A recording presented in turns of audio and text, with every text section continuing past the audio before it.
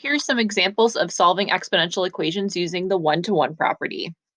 So the first one we'll look at is when we want to use the one-to-one property when there's just a numerical base on both sides of the equation. So basically, to use the one-to-one property, we need to make sure that this base on the left-hand side is the same as this base on the right-hand side. Obviously, these are not the same right now.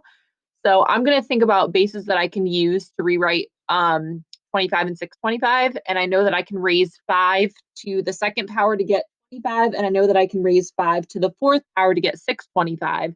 So I want to rewrite with a common base of 5. So I'll rewrite 25 as, in parentheses, 5 squared. I'll still use that exponent of 2x minus 1.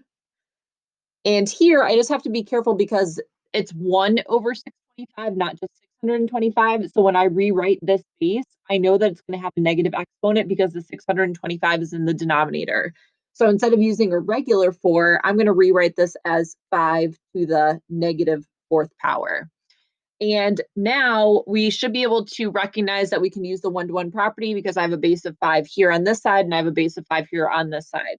But I do have to just clean this up a little bit. So I'm actually going to go ahead and distribute out that 2 to the 2x minus 1 that's in the exponent to make this a 5 to the 4x minus 2. Be careful, make sure that 2 gets to that negative 1 as well. And I'm going to rewrite this just without the parentheses as 5 to the negative fourth.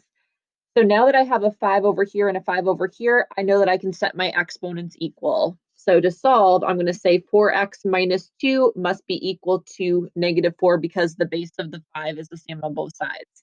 And I'll go ahead and solve this algebraically. So I'll add 2. So that'll give me 4x equal to negative 2. I'll go ahead and divide by 4. That'll give me x equal to negative 2 over 4, which simplifies to x is equal to negative 1/2. And I can go ahead and go back and check this answer if I wanted to. The other one-to-one property that you will notice is, well, now I've got a base of e on either side. It doesn't matter if it's a number base, so it doesn't matter if it's a 5 and a 5 or an e and an e. Remember, e is just a number. So as long as this base is exactly the same as this base, I can go ahead and set my exponents equal. So my equation is going to be x plus 1 equal to 3x minus 2. I don't have to do any additional rewriting because the base is already the same over here. So I'll move this x to this side. So 1 would be equal to 2x minus 2.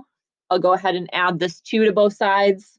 So 3 is equal to 2x, and then go ahead and divide by 2. So that gives us x is equal to 3/2. Or if you want to write that as a decimal, x would be equal to 1.5 or 1.5. And again, I can go back and check these answers if I wanted.